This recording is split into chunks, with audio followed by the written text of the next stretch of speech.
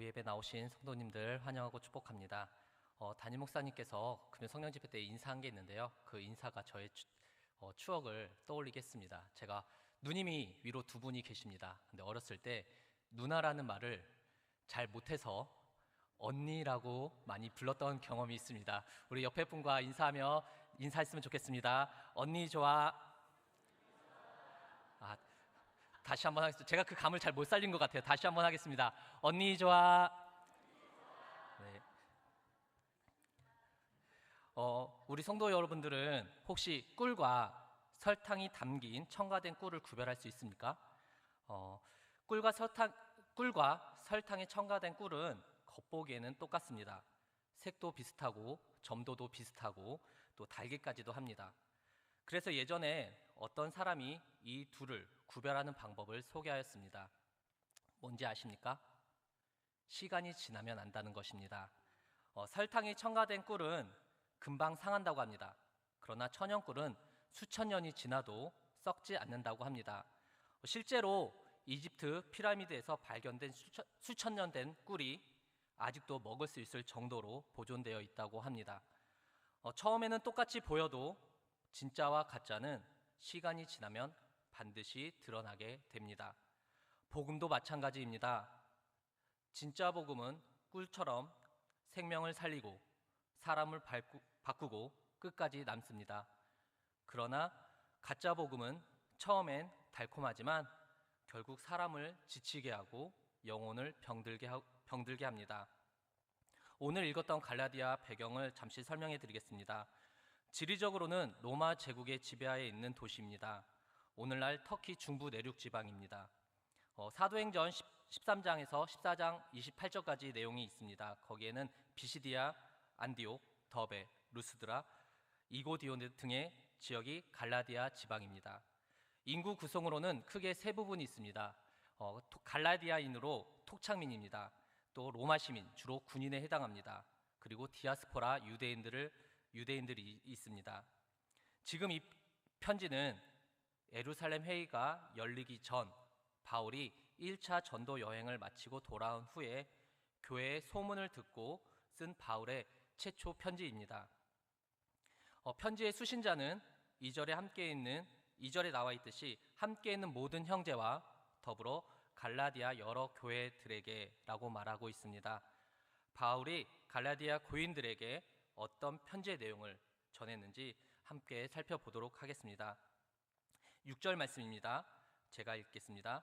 그리스도의 은혜로 너희를 부르신 이를 이같이 속히 떠나 다른 복음은 따르는 것을 내가 이상히 여기노라. 지금 바울은 논란과 분노로 편지를 시작하고 있습니다. 보통 바울 서신의 특징이 있습니다. 편지의 특징은 서두 부분은 인사말이고요. 인사말에는 수신자가 누구며 누가 썼는지가 나옵니다. 그리고 인사말, 그리고 본론, 맺은말로 구성되어 있습니다. 그러나 오늘 함께 읽은 갈라디아서에서는요, 감사 단락이 빠져 있습니다. 보통 바울 서신의 대부분의 표현을 보면 이렇게 원어로는 유카리스토, 그게 뭐냐면요, 내가 하나님께 감사하노라, 우리가 하나님께 감사하노라 라고 바울 서신은 특징이 그렇게 시작되고 있습니다.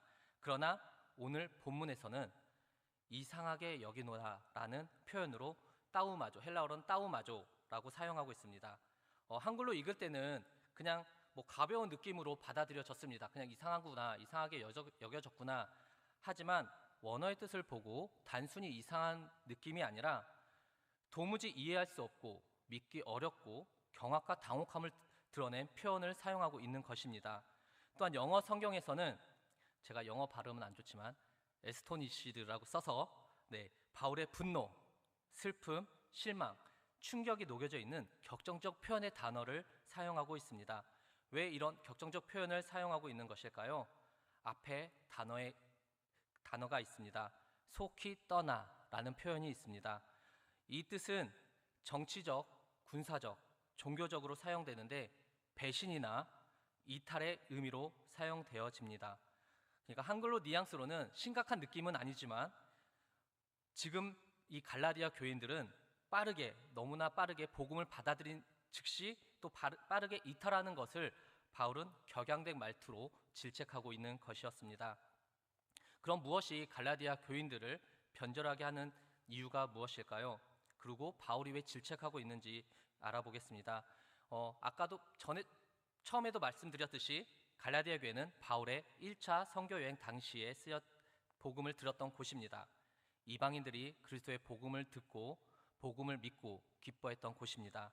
그런데 얼마 지나지 않아 유대인들이 들어온 것입니다. 유대주의자들이 들어와서, 즉 거짓 교사들이 들어와서 그들이 가르친 내용이 예수 믿는 것만으로 안 돼, 할례도 해야 되고 율법도 지켜야 된다라고 하는 것입니다. 갈라디아 성도들은 은혜로 시작했지만 예수 플러스 율법, 즉 행위가 있어야 구원에 이를 수 있다라는 다른 복음을 전해서 갈라디아 교회들이 흔들리고 있는 것입니다. 하나님께서는 우리를 구원으로, 복음으로, 믿음으로 부르셨습니다. 이 부르심은 단순한 초청이 아니라 하나님의 주권적이고 능력 있는 부르심의 뜻합니다. 로마서 8장 30절입니다. 로마서 8장 30절 말씀입니다. 제가 읽겠습니다. 또 미리 정하신 그들을 또한 부르시고 부르신 그들을 또한 의롭다 하시고 의롭다 하신 그들을 또한 영화롭게 하셨느니라. 이 부르심은 율법이나 인간의 공로가 아닌 오직 그리스도의 은혜로 우리에게 주어진 것입니다. 이것이 갈라디아의 핵심 주제입니다. 또한 한자로는 이신칭이라고 합니다. 풀어 말하자면 오직 믿음으로 의롭다 하심을 받는 것입니다. 칼빈의 기독교 강요 5 솔라가 있습니다. 라틴어인데요. 제가 한번 읽어드리겠습니다. 솔라 스크립툴라, 솔라 피데, 솔라 그라시아, 솔루스 크리스투스, 솔리 데오 글로리아. 순서대로 말씀드리자면 오직 말씀, 오직 믿음, 오직 은혜, 오직 그리스도, 오직 하나님께 영광입니다. 우리의 구원은 오직 예수 그리스도 안에 있으며 그 외에는 다른 구원의 길이 없는 것입니다. 이것이 그리스도의 복음입니다. 4절 말씀입니다.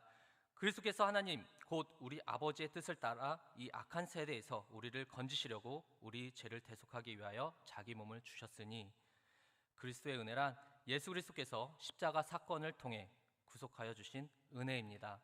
우리는 자격이 없음에도 불구하고 무조건적으로 베풀어 주신 하나님의 호의입니다.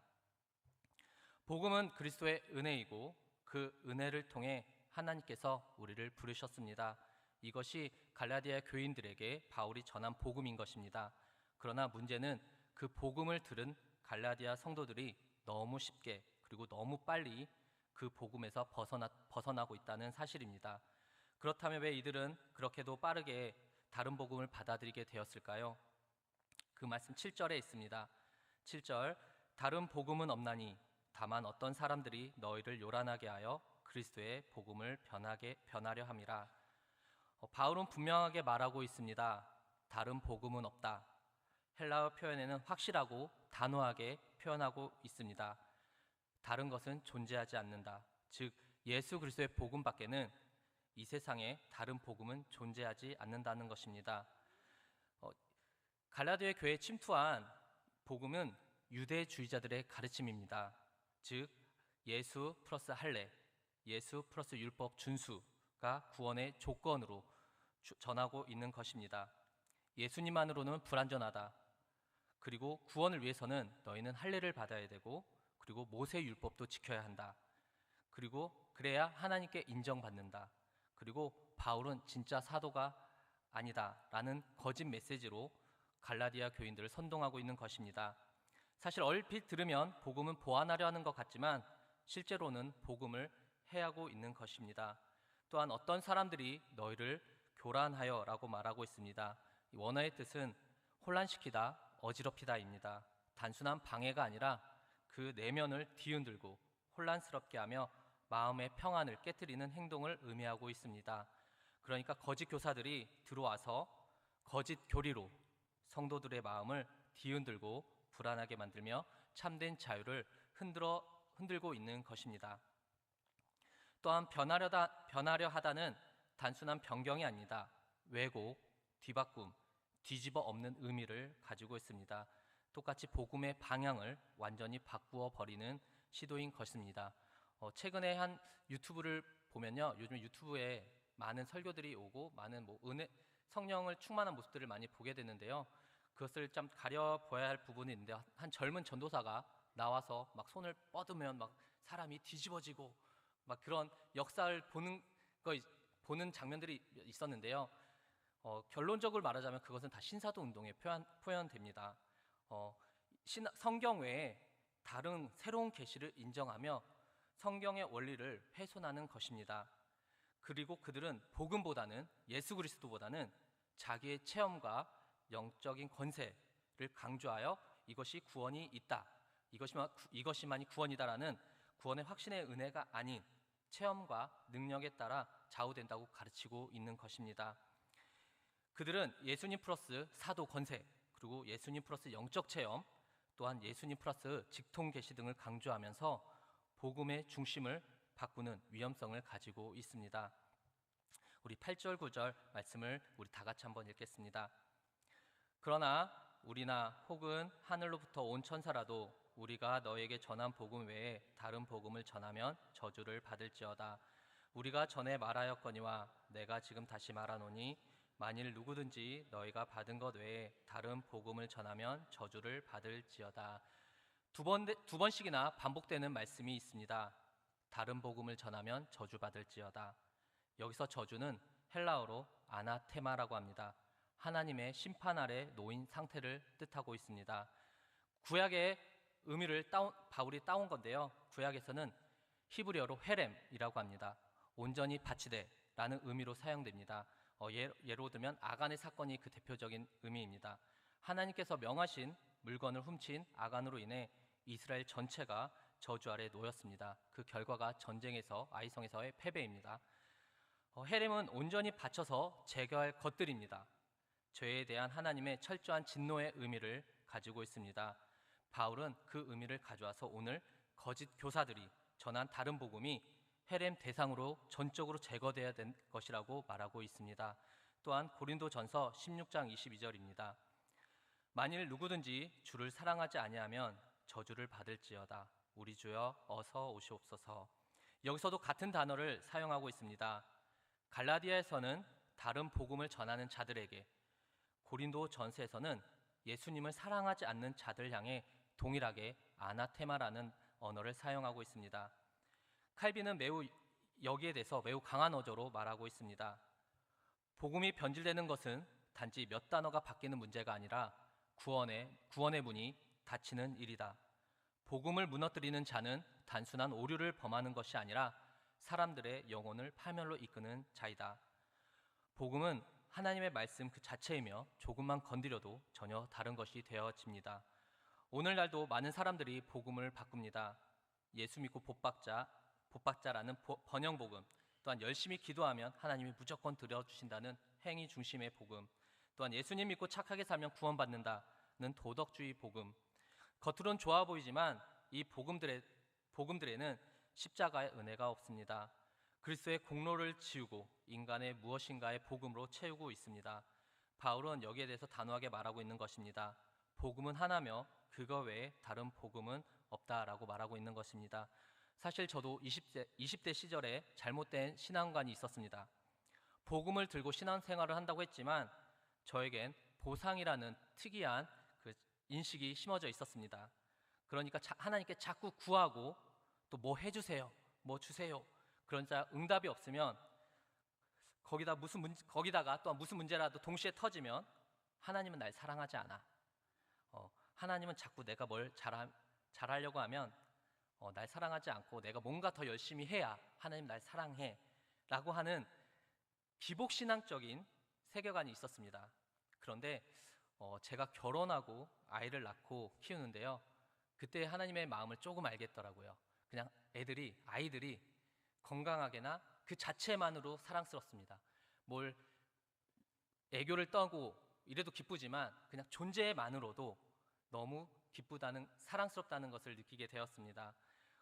아이들이 때로는 뭐 아빠한테 잘 보이려고 하는 것도 있지만 잘 보이려는 것 떠나서 그냥 집에 있는 그 존재만으로도 저에게는 큰 사랑을 느끼게 되는 것입니다. 이게 아버지의 사랑 같습니다. 또한 반대로 제가 학교에 있을 때는 아이들이 살짝 불안해합니다. 그런데 제가 방학하고 집에 있으니까요. 그저 좋아합니다. 그냥 제가 뭐 맛있는 거 사주지 않아도 그냥 저만 봐도 좋아하는 모습이 보입니다. 이것이 저와 하나님과의 관계인 것 같습니다. 하나님 아버지는 우리 아버지가 되십니다. 또한 나를, 우리 성도님들을 너무나 사랑하십니다. 또 너무나 사랑하셔서 이 땅에 오셔서 내가 받아야 할 조롱과 비난과 고난을 받으시고 십자가에 못 박히시고 죽으셨습니다. 그리고 3일 만에 부활하셨습니다. 우리는 이것을 믿음으로 받고 하나님께서 우리를 자녀 삼아 주셨습니다. 그리고 영생을 선물로 주셨습니다. 이것이 복음이고 값없이 주신 은혜입니다. 10절 말씀입니다. 바울은 마지막으로 10절에서 이렇게 고백하고 있습니다. 10절, 이제 내가 사람들에게 좋게 하랴, 하나님께 좋게 하랴, 사람들에게 기쁨을 구하랴. 내가 지금까지 사람들의 기쁨을 구하였다면 그리스도의 종이 아니니라. 복음을 따르는 삶, 다른 복음을 구별하고 거절하는 삶은 사람들의 인정받기 위한 삶이 아닙니다. 오히려 사람들의 눈에 미련해 보이고 고지식해 보일 수도 있습니다. 그러나 바울은 분명하게 말하고 있습니다. 사람들의 기쁨을 구하였다면 그리스도의 종이 아니다. 하나님을 기쁘시게 하는 것이 진짜 복음을 붙든 자의 삶일 줄 믿습니다. 로마서 1장 16절 말씀입니다. 내가 복음을 부끄러워하지 아니하노니 이 복음은 모든 믿는 자에게 구원을 주시는 하나님의 능력이 됨이라. 먼저는 유대인에게요 그리고 헬라인에게로다. 제가 말씀을 준비하면서 이 서신이 꼭 저에게 질책하는 서신인 것 같았습니다. 저에게 바울이 묵상을 하면서 느끼는 게, 진짜 복음이면 충분하니? 근데 너는 왜 복음 전하는 걸 두려워하고 있니?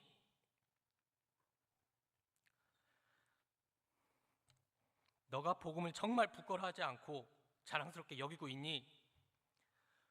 복음을 전하다가 신고가 들어와도 너는 네 목숨을 잃어버리는 거 아니지 않니? 라고 말을 하는 것 같았습니다.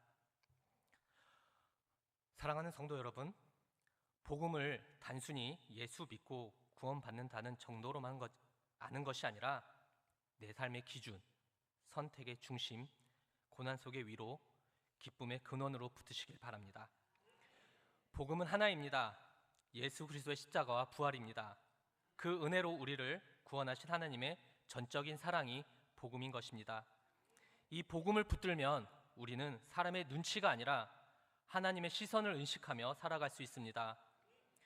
오늘도 진짜 복음을 붙들고 사람이 아닌 하나님을 기쁘시게 하는 종으로 살아가시는 저와 우리 교회 성도님들 되시기를 기도드립니다.